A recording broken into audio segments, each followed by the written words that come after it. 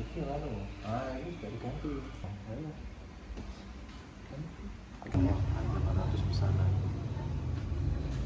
Atau yang ini.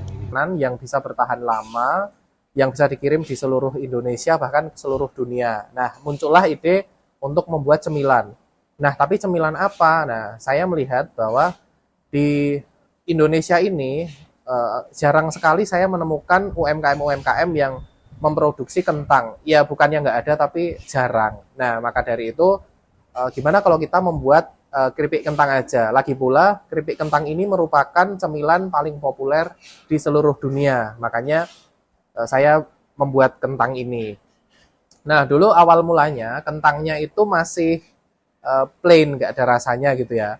Sampai akhirnya kita coba bikin rasa, yaudah yuk kita bikin rasa pedas daun jeruk. Karena waktu itu kita lihat di sosial media cemilan-cemilan yang laris manis di sana itu kebanyakan rasa pedas daun jeruk. Yaudah yuk kita ngikutin keripik kentang rasa pedas daun jeruk. Yang mana waktu itu ya di kompetitor-kompetitor kita yang besar-besar itu kan nggak ada sama sekali rasa itu gitu. Yaudah kita masuk ke rasa itu, seperti itu. Nah, untuk proses pembuatannya sendiri itu kita mulai dari pemilihan bahan baku di pasar. Jadi kita membeli Jadi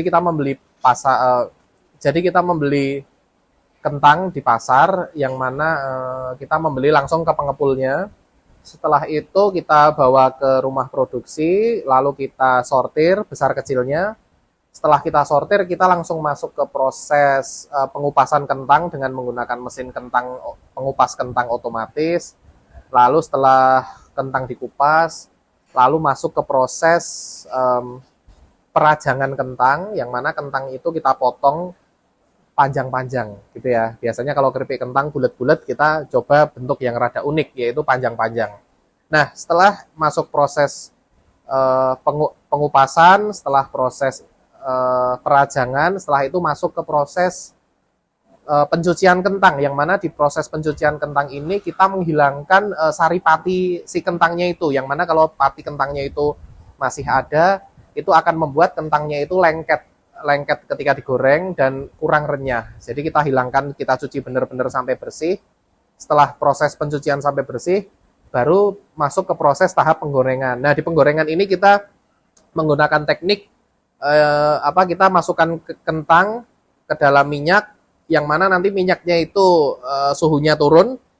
Nah, ketika suhunya turun itu nanti akan menimbulkan rasa manis si kentang itu sendiri. Jadi rasa manisnya kentang itu keluar. Nah, itu kita goreng sekali. Setelah proses penggorengan, kita biasanya ada proses spin, yang mana mengurangi kadar minyak. Setelah proses spin, baru kita sampai ke tahap pencampuran bumbu, yang mana bumbu-bumbu sendiri kita pilih dari beberapa bumbu yang premium, yang mana dari bumbu-bumbu itu masih kita racik-racik sendiri sehingga menghasilkan rasa yang pas dan nyaman untuk dicemilin. Nah, setelah proses pembumbuan masuk ke proses pengemasan, yang mana proses pengemasan itu kita kemas dengan mesin sealer otomatis, yang mana nanti setelah proses pengemasan itu selesai, produk siap didistribusikan.